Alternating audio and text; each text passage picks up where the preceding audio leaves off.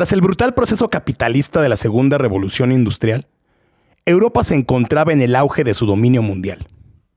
A comienzos del siglo XX, los Estados Unidos, Reino Unido, Alemania y Francia eran responsables de más del 60% de las exportaciones mundiales y detentaban en la práctica el monopolio de las fabricaciones de productos manufacturados. Bajo esas circunstancias, y sin una economía como la China contemporánea, las principales potencias europeas hicieron un gran esfuerzo por mantener el equilibrio de poder en toda la Europa.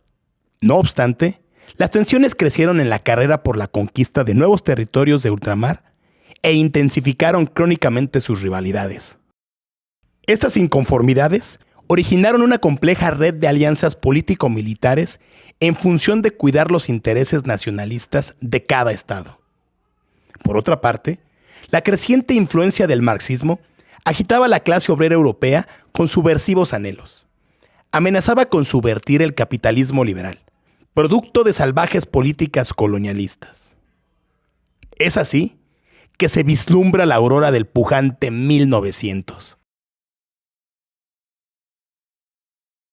La mañana del 28 de junio de 1914, 6 radicales muchachos, integrantes de un movimiento revolucionario anarquista, cuyas intenciones era la liberación de Bosnia y Herzegovina del dominio austrohúngaro conocido como Joven Bosnia, se dirigieron al primer plano de la ciudad de Sarajevo, capital de la provincia balcánica, tramando un ultranacionalista atentado suicida.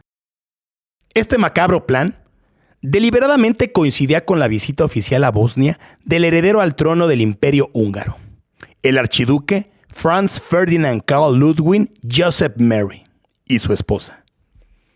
Cercano al mediodía, ese día 28, dentro del protocolo plenipotenciario, ambos nobles eran paseados sobre un moderno automóvil descapotable en función de conocer en su visita de estado la ciudad de Sarajevo. Cuando de pronto, intempestivamente, un artefacto de manufactura casera fue arrojado al interior del vehículo del archiduque por el joven de 18 años, Nedeljko Kabrinović, quien inmediatamente tras el ataque mastica la píldora de cianuro que previamente alojaba bajo su lengua y se tira al río Milajac para afinar. Francisco Fernando, quien por su preparación militar al instante identificó el artilugio como una bomba, seguidamente, antes de detonar, reacciona arrojándola fuera del vehículo, lo cual generó una explosión causante de varios heridos. El estruendo provoca tal alboroto que le dio tiempo suficiente al chofer del bólido para escapar. Una vez ya resguardada la pareja a salvo, exige Fernando ser llevado al hospital con intenciones de reconocer el estado de los heridos. En el trayecto, luego de muchas maniobras, una nueva casualidad. El chofer que conducía el automóvil se pierde entre las calles.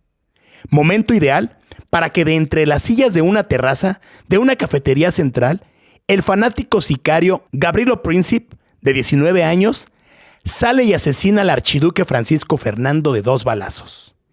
Una bala lo mata fulminantemente y la otra rebota hiriendo a su esposa Sofía de Hohenberg, la que estaba embarazada y quien también muere. Los asesinatos desataron una severa crisis diplomática cuando el Imperio Austrohúngaro no pudo probar la responsabilidad del gobierno de Serbia. Sin embargo, lo culpó del atentado.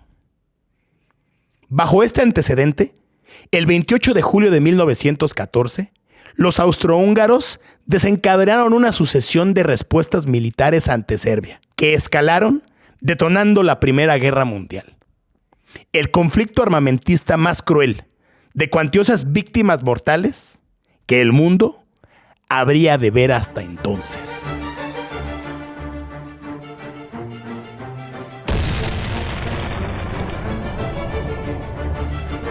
Veamos pues lo que pasaba entre tanto en América del Norte, concretamente en México. Para nadie fue un misterio en el país que a inicios de 1916, Pancho Villa en Chihuahua afrontaba la derrota de su ejército regular y presionado estaba en cuanto a la estrategia a seguir. El 12 de diciembre, Julio Pérez Rull el tesorero de gobierno de Chihuahua, por órdenes de Villa, hizo entrega de dinero a Candelario Cervantes para que fuera a comprar municiones en Columbus, Nuevo México, a The Rabel Brothers Hardware Store, propiedad de Samuel Rabel y su hermano.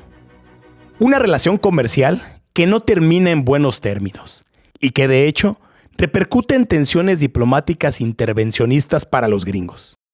Pero las cosas ya no andaban bien. La posibilidad de obtener armas en los Estados Unidos era más remota que nunca, sobre todo porque no contaba Villa con los recursos que antes había usado para pagarlas. El ganado de las haciendas expropiadas y el algodón de la región lagunera.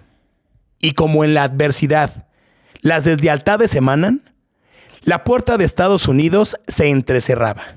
El cónsul británico pide la detención de Villa si pisa territorio estadounidense, para que encare la responsabilidad en el asesinato de Benton.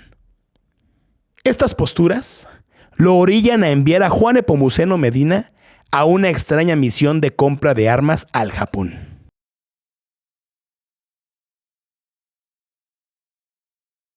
Ese mismo diciembre, en aras de alcanzar una negociación, Villa envió una comunicación a los carrancistas en el municipio de Camargo, Chihuahua, proponiéndoles que él abandonará el mando de sus tropas si acuerdan una alianza contra los yaquis. Obregón le contesta desde Hermosillo: el porvenir de México está escrito en la espada del bandolero Villa.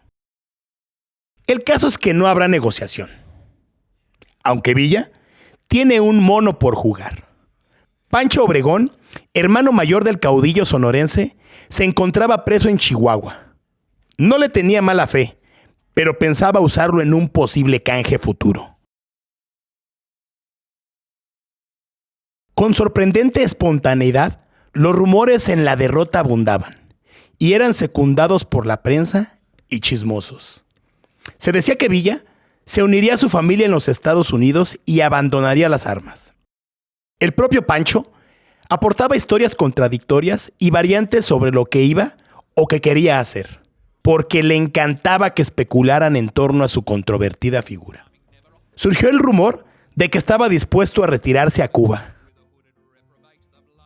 El 18 de diciembre de 1916, cruzan la frontera en Ciudad Juárez rumbo al exilio sus hijos Agustín, Reinalda y Miscelánea, Luz Corral, una de sus esposas, su hermana Martina Arango, Paula Palomino, la viuda de Antonio Villa, Hipólito, el otro hermano, su esposa Mabel y su hija, la familia de Madinabeitia y el general José Rodríguez.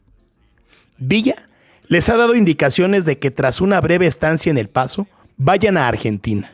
No los quiere exiliados en Estados Unidos. Sabe de los alcances del gobierno de ese país. Finalmente, la familia Villa dejará El Paso el 21 de diciembre hacia Nueva Orleans y llegarán a La Habana el 29 de diciembre. Y no pasarán de ahí. Y como brevario, y darnos cuenta de la magnitud de las circunstancias, ya para entonces, en Chihuahua el papel moneda villista ya ni circulaba.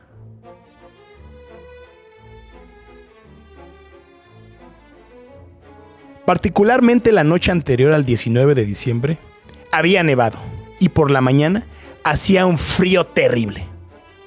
Con esa temperatura, la situación en el norte estaba muy lejos de lo que había deseado Villa. Y con tan raras complicaciones, comisionó a Ávila y a Terrazas para que negociaran la rendición con los carrancistas.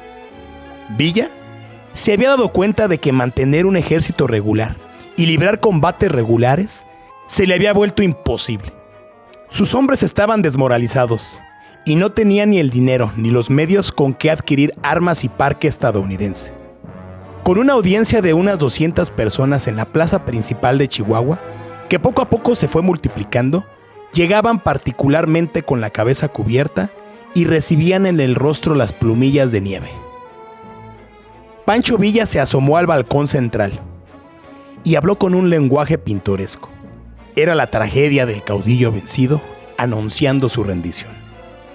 Prometió al pueblo jamás dejarlos desprotegidos y que haría hasta lo imposible por no desampararlos ante el gobierno de Venustiano Carranza. Se iría a las montañas del oeste del estado. Llevaría a unos cientos de hombres, en su mayoría jóvenes que habían escalado desde los rangos inferiores, principalmente miembros de su guardia de élite, los famosos Dorados, y establecería la lucha guerrillera. Finalmente, Pancho Villa abandonaría Chihuahua el 20 de diciembre, y no debe tener muy claro el siguiente paso, excepto que no va a salir de México y no va a entregarse. Debe haber sido el día más triste de su vida. Bajo la óptica de varios contemporáneos y estudiosos de la historiografía, ese periodo revolucionario tilda a un Pancho Villa iracundo. Se había vuelto completamente irracional y solo lo movía su odio ciego contra los estadounidenses, que según él, lo habían traicionado y causado su derrota.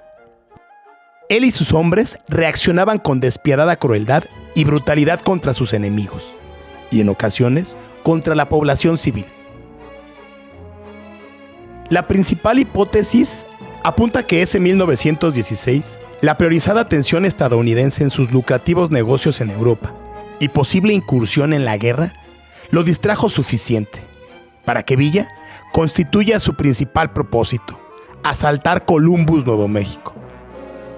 Con ese ataque, castigará al comerciante estadounidense de origen ucraniano Sam Rayble, dueño de The Rayble Brothers Hardware Store, a quien le había proporcionado una gran cantidad de dinero para comprar armas y se negaba a entregarlas.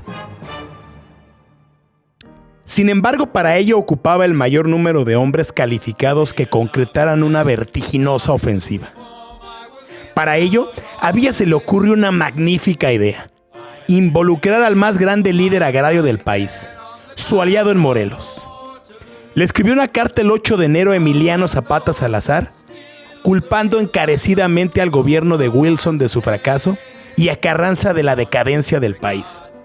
Y le decía: verá usted que la venta de la patria es un hecho, y en tales circunstancias decidimos no quemar un cartucho más con los mexicanos, nuestros hermanos, y prepararnos debidamente para atacar a los americanos en su propia madriguera y hacerles saber que México es tierra de libres y tumba de tronos, coronas y traidores.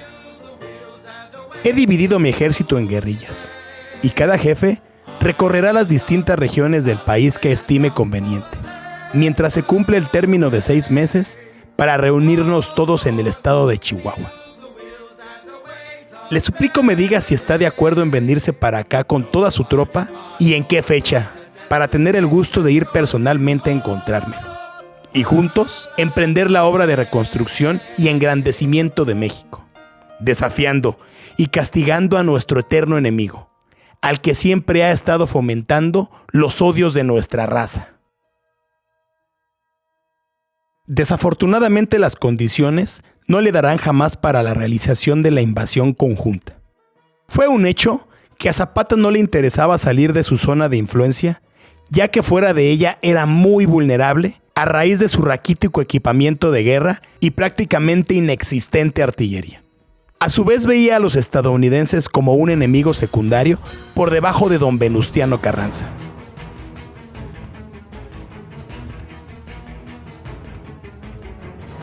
Desórdenes de igual naturaleza, aunque de carácter internacional, se verificaron por aquellos días desde Alemania, nación protagonista de las violentas escenas de trinchera que producían los lienzos oscuros y rojos de la Primera Guerra Mundial. Existió una conspiración alemana para provocar que Villa atacara a los Estados Unidos. En mayo de 1915, Felix Sommerfield, que durante largo tiempo había sido comprador de armas y a la vez representante de Villa ante los yanquis, decidió ofrecer sus servicios al servicio secreto alemán poco después de que el caudillo mexicano lo forzó a abandonar sus lucrativas actividades. Lo echó por corrupto, pues. Los Estados Unidos, como gran especulador, se mantuvo neutral hasta 1917. A partir de 1914, las fábricas de armas estadounidenses venden sus productos a los franceses, británicos y rusos. Los alemanes temían que el gobierno de Wilson entrara finalmente en guerra del lado de los aliados. Una de las medidas que contemplaron fue provocar una intervención a gran escala de Estados Unidos en México. Con ese propósito, a principios de 1915, los agentes alemanes le ofrecieron a Victoriano Huerta, que se hallaba en el exilio, $10,000 para que diera un golpe de estado en México y luego atacara a Estados Unidos. Pero pronto se dieron cuenta de que Huerta no contaba en México con suficiente apoyo para llevar a cabo dicho plan. Aparte, los agentes gringos lo estuvieron vigilando y las autoridades lo arrestaron antes de que lograra cruzar la frontera hacia México. Felix Sommerfeld sugirió al representante alemán Bernhard Bernurg que podría manipular a Villa para que atacara el país vecino. No obstante, aunque los alemanes expresaron gran entusiasmo de la invasión villista, es posible que Sommerfeld, junto con otros gringos que conspiraban para Alemania, fueron a ver a Villa en algún momento de 1915, proponiéndole ayuda alemana si atacaban la América gringa. A bien, no hay prueba alguna de que hubiese ocurrido tales. Sin embargo, de que los alemanes tuvieron realmente injerencia en el ataque de Villa, sus documentos no contienen indicio absoluto de ello. Vuela, vuela, maquinita, no me dejes ni un vagón. Vámonos para Celaya a combatir a Obregón. En el 14 de abril los combates principiaron y en la toma de Celaya los carrancistas triunfaron. Y la gente que ahí estaba era de Álvaro Obregón, era la que